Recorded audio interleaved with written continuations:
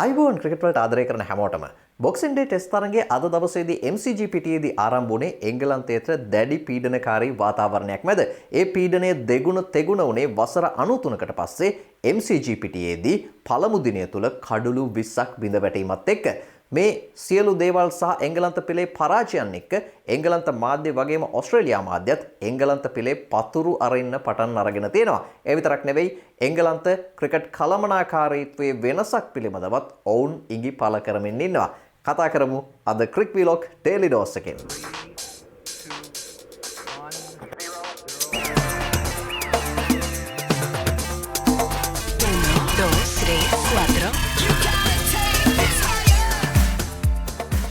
ඔබේ නිවසට හෝ ව්‍යාපාරයට අවැසි අලුත්ම ව්‍යායාම් සහ කායවර්ධන මෙවලම් ඕනෑම කෙනෙකුට සරලන පරිදි වර්ග රැසකින් තෝරාගත හැකි අලවිසැල් මාදිවෙල ගාලුපාර කොළඹ 3 GS ස්පෝර්ට්ස් ව්‍යායාමයේ විප්ලවීය වෙනස.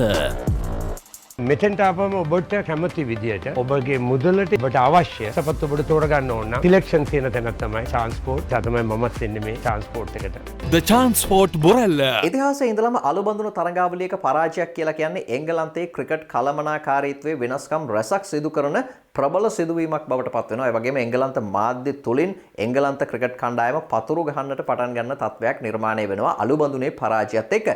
අලුබඳුනේ ආරම්භය සිදු වුණෙත් මේ වගේම සිදුවීමක් පදනම් කරගෙන ඉතින් මේ අලුබඳුනේ සුන්දර ආදර කතාව පිළිබඳව විදූ කරපු එපිසෝඩ් එකෙන් ඔබට ඒ පිළිබඳව සම්පූර්ණ විස්තරය දැනගන්නට හැකියාවක් තියෙනවා. පල්ලෙහා ඩිස්ක්‍රිප්ෂන් එකේ තියෙන ලින්ක් එකෙන් ඔබට ඒ වීඩියෝ එක බලන්න පුළුවන්. මේ වීඩියෝ එක තාමත් බලලා නැත්නම් අපි මෑත ඉතිහාසය ගත්තොත් 2014 වසරේ අලුබඳුන තරඟාවලියේ 5-0ක පරාජයත් එක්ක එංගලන්ත ක්‍රිකට් අධ්‍යක්ෂ ඇන්ඩි ෆ්ලවර්ට තමන්ගේ ධූරයෙන් ඉල්ලා අස් වෙන්නට සිදු වුණා. ඒ වගේම තවත් කළමනාකාරීත්වයේ වෙනස්කම් රැසක් සිදු වුණා. 2022 අලුබඳුන තරඟාවලිය 4-0ක් විදිහට පරාජය වීමත් එක්ක පුහුණුකරු ක්‍රිස් සිල්වර්වුඩ්ට ගෙදර යන්න සිදු වුණා. ඒ වගේම ක්‍රිකට් අධ්‍යක්ෂවරයා විදිහට හිටපු ඇෂ්ලි ජයිල්ස්ටත් ඒ වැඩේම සිදු වුණා. ඉතින් මේ නිසා මෙවර අලුබඳුන තරඟාවලිය දින 11ක් තුලදී ඔවුන් පරාජය වීමත් එක්ක එංගලන්ත ක්‍රිකට් කළමනාකාරීත්වයේ වෙනසක් පිළිබඳව එංගලන්ත මාධ්‍ය ඉඟි පළ කරනවා. මේ තත්ත්වය වඩාත් දරුණු වුණේ එංගලන්තයේ දෙවන ටෙස්ට් තරගයෙන් පසුව දින 4ක විවේක කාලයක් ක්වීන්ස්ලන්ඩ් වල සුප්‍රසිද්ධ නූසා වෙරළ තීරයේ ගත කිරීමත් එක්ක.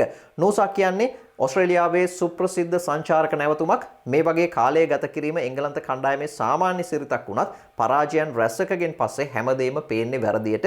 ඉතින් මේක ලංකාවට විතරක් ආවේනික දෙයක් නෙවෙයි කියන එක මෙවර තරඟාවලියේ පරාජයත් එක්ක සෑහෙන්න ඉස්මතු වෙලා පේන කාරණයක් බවට පත් වෙලා තියෙනවා. නූසා වෙරළ තීරයේ එංගලන්ත ක්‍රීඩකයන්ගේ ඡායාරූප රැසක් පුවත්පත්වල පළ වුණා. ඔවුන් මත්පැන් බොන ඡායාරූපත් ඒ අතරේ තිබුණා. ඔස්ට්‍රේලියා මාධ්‍ය එංගලන්ත කණ්ඩායම හාස්‍යයට ලක් කරමින් නූසාවල බාස්බෝල් කියලත් වාර්තා පළ කළා. Life is beach even for the sinking poms කියලත් සිරස්තලයක් සටහන් වුණා. මෙහි මේ poms කියලා සටහන් වෙන්නේ ඔස්ට්‍රේලියානුවන් එංගලන්ත ජාතිකයන් හඳුන්වන්නට යොදා ගන්න වචනයක්. මේකේ තේරුම අපි අමු සිංහලෙන් ගත්තොත් මෙච්චර කෙලවෙලත් සුද්දන්ගේ ආතල් බීච් එකේ වගේ උපහාසාත්මක අදහසක් තමයි මෙතනින් මතුවෙන්නේ. suns out runs out කියලා තවත් සිරස්තලයක් සටහන් වුණා. ඒ වගේම on back foot England bails to the beach කියලා තවත් සිරස්තලයක සටහන් වුණා. මේ සියල්ල තවත් නරකට හැරුණේ ඩරම් වීදියේ ශ්‍රී ලංකාවේ රජතුන් කට්ටුවේ සිදුවීම වගේ සිදුවීමක් බෙන්ඩකට සිදුවීම නිසා නූසාවල රාත්‍රියේ අධික ලෙස මත්පැන් පානය කරලා හිටපු බෙන්ඩකට්ව සෑම් කියලා හඳුන්වාගත්ත රසිකයෙක් වීඩියෝ කරලා තිබුණා. මේ වීඩියෝව වෛරල් වුණේ ඩකට් සෑම්ට අසභ්‍ය වචනයෙන් බැනවැදීම නිසා. මෙහිදී සෑම් සමග ඉන්න කාන්තාවක් ඩකට්ගෙන් අහනවා ඔහුට ආපහු යන්න පුළුවන්ද? ඔහුට ආපහු යන්න උදව් අවශ්‍යද කියලා. මෙහිදී ඩකට් උදව් ලබා ගැනීම ප්‍රතික්ෂේප කරනවා. මේ වෙලාවේදී සෑම් ටිකක් උපහාසාත්මකව අහනවා අපි 2-0ක් විදියට පැරදිලා ඉන්නේ. මං Uber එකක් දාලා දෙන්නද ප්‍රැක්ටිස් නෙට්ස් වලට යන්න? ඒක තමයි මේ වෙලාවේ කරන්නට පුළුවන් හොඳම දේ කියලා. මෙහිදී මේ ඇතිවෙන කතාව දුරදිග ගිහිල්ලා බෙන් ඩකට් ඔහුට අසභ්‍ය වචනයෙන් බැනවදිනවා. බෙන් ඩකට් 2017-2018 තරඟාවලියේදී ජේම්ස් ඇන්ඩර්සන්ගේ ඔළුවට මත්පැන් වත් කිරීම නිසා තාවකාලික තරඟ තහනමකටත් ලක් වුණා. ඒ නිසා ඩකට්ගේ බේබදු අතීතයේ ඒ තරම් හොඳ එකක් නෙවෙයි. අලි මදිවට හරක් කියලා ජේකබ් බෙතෙල්ගේ වීඩියෝකුත් සමාජ මාධ්‍යවල සංසරණය වෙන්න පටන් ගත්තා. ඒ ජේකබ් බෙතෙල් නූසාවල රාත්‍රී සමාජ ශාලාවක එමෙ නැත්නම් නයිට් ක්ලබ් එකක ඉන්න දර්ශනත් එක්ක මෙතනදී ජේකබ් බෙතෙල් එක්ක බෙන් ඩකට් ඒ වගේම එංගලන්ත නායක බෙන් ස්ටෝක්ස් ඇතුළු තවත් ක්‍රීඩකයන් කිහිප දෙනෙක්ම හිටපු බවත් වාර්තා වෙනවා. ඉතින් එංගලන්ත සමාජයේ මේ දේවල් මේ නයිට් ක්ලබ් යන ඒවා මත්පැන් පානය කරන ඒවා මේවා සාමාන්‍ය සිදුවීම්. හැබැයි මේ දරුණු තරඟ පරාජයත් එක්ක මේ දේවල් සියල්ලම නරකට පේන්න පටන් අරන් තියෙනවා. මේ සියල්ලත් එක්ක එංගලන්ත කණ්ඩායම දැඩි විවේචනයකට ලක් වෙනවා. මේ පිළිබඳව අදහස් දක්වපු එංගලන්තයේ කළමනාකරු රොබ් කී සඳහන් කරන්නේ වැඩිහිටියන් විදිහට ඔවුන්ගේ නිදහසේ හැසිරෙන්නට ඔවුන්ට හැකියාවක් තියෙනවා. නමුත් තරඟාවලියක් අතරතුර අධික ලෙස බීමතින් සිටීම අපිට කිසිසේත් අනුමත කරන්නට බැහැ කියලා. ඉතින් මේ වගේ වාතාවරණයක් ඇතුලේ තමයි ඔවුන් තුන්වෙනි ටෙස්ට් තරඟයත් පරාජයට පත් වෙන්නේ. මේ ගැනත් ඕස්ට්‍රේලියා මාධ්‍ය උපහාසාත්මකව වාර්තා කරලා තිබුණා. අලුබඳුන හැඳින්වෙන්නේ ඇෂස් එර්න් කියලා. URN තමයි මෙතනදී එර්න් කියන එක ලියන්න යොදාගන්නේ. උපයාගත්තා එහෙම නැත්නම් දිනාගත්තා කියන එකට අපි කියනවා ඒත් earn කියන શબ્දය හැබැයි EARN වලින් තමයි අපි ඒක ස්පෙල් කරන්නේ. මේ හොමෝෆෝන් එක එහෙම නැත්නම් එකම විදිහට ශබ්ද වෙන වචන දෙක නිර්මාණාත්මකව භාවිත කරලා Herald Sun පුවත්පත we earned it කියලා සඳහන් කරලා තිබුණා. අර earn කියන URN අකුරු භාවිත කරමින් බාස්බෝල් වල මලගම ගැන අලුබඳුනට මුල් වෙච්ච මරණ දැන්වීම වගේම මරණ දැන්වීමකුත් මේ මාධ්‍යවල පළ වෙලා තිබුණා.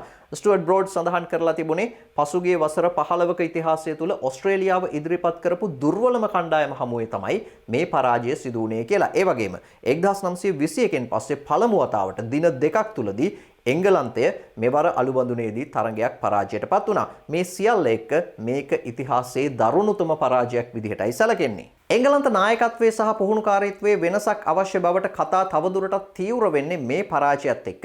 නමුත් මැකලම් සහ බෙන් ස්ටෝක්ස් දෙදෙනාම සඳහන් කරන්නේ Taman ඉවත් විය යුතු නැති බව. ඒ අතර වාරයේදී බ්‍රෙන්ඩන් මැකලම් සඳහන් කරනවා බාස්බෝල් කියලා කියන්නේ රන් රේට් එක උඩින් තියාගෙන ලකුණු ගහන එක විතරක් නෙවෙයි.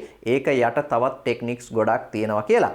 කෙසේ වෙතත් බ්‍රෙන්ඩන් මැකලම්ට තරඟ රටා තුනේම පුහුණුකාරීත්වයේ බාර දීමෙන් පස්සේ එංගලන්ත කණ්ඩායම අවසානයේට මුහුණ දීපු තරඟ 38න් 21ක්ම පරාජයට පත් වෙලා තියෙනවා. මේ අතරේ මාධ්‍ය ප්‍රශ්න කරන්නේ මේ විදිහට පරදින්න නම් බ්‍රෙන්ඩන් මැකලම්ට ඉලක්කම් 7ක පඩියක් ගෙවන්නේ මොකටද කියලා.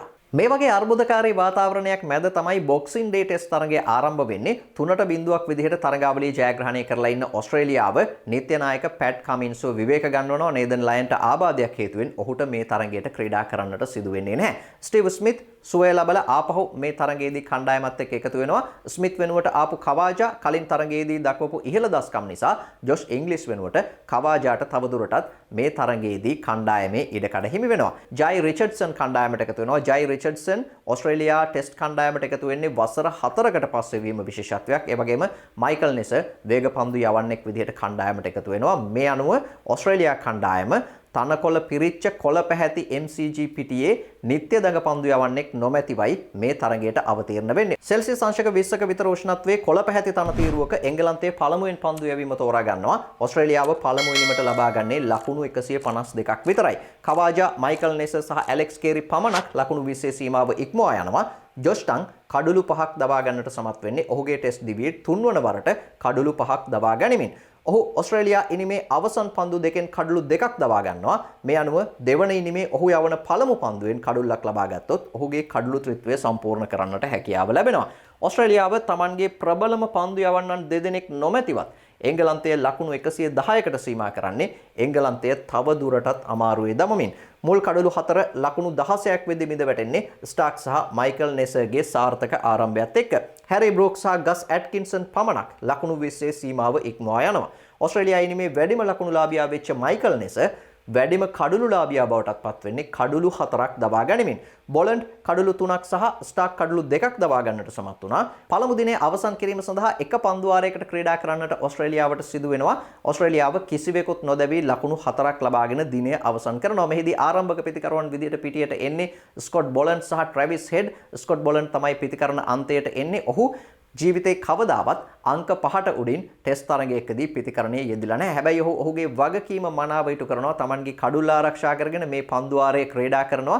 ට්‍රැවිස් හෙඩ්ව පන්දු යවන්නට නිරාවරණය නොකරමින්.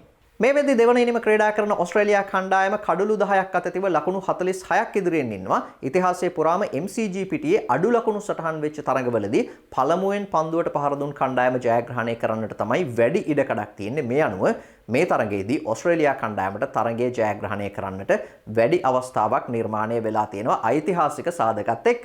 පළමු දිනේ කඩලු 20ක් බිඳ වැටුණා. මින් පෙර අවස්ථා 4කදී පමණයි පළමු දිනේ කඩලු 20ක් හෝ ඊට වඩා බිඳ වැටුණු අවස්ථා MCG පිටියේ සටහන් සඳහන් වෙන්නේ අවසන් වරට MCG පිටියේ කඩලු 20ක් බිඳ වැටුනේ 1932 දී. 2024 ඉන්දියාව සහ දකුණු අප්‍රිකාව අතර ලොව කෙටිම ටෙස්ට් තරගය පැවැත්වෙන තුරු ඒ තරගය තමයි ලෝකයේ කෙටිම ටෙස්ට් තරගය බවට පත් වෙලා තිබුණේ. එංගලන්තයේ කෙසේ හෝ ලැජ්ජාව මකා ගන්න නම් මේ තරගයේ ජයග්‍රහණය කළ යුතුයි. ඔස්ට්‍රේලියාවට 5ට බිඳුවක් විදිහට තරගාවලිය අවසන් කිරීමේ ඉලක්කයක් තමයි තියෙන්නේ. ඉතින් අපි බලමු හෙට දිනේදී මොනවා වෙයිද කියලා. ක්‍රිකට් පිටියේ ඔනුසුම් රසවත් තොරතුරු නිවැරදිව දැනගන්න ක්‍රික් වීලොග් ඩේලි ඩෝස් එකත් එක්ක එකතු වෙලා ඉන්න. ක්‍රිකට් උන්මාදයට හොඳම බේත ක්‍රික් වීලොග් ඩේලි ඩෝස් එක හැමදාම ගන්න අමතක කරන්න එපා. අදට ගිහිල්ලා එන්න. ජය වේවා හැමෝටම.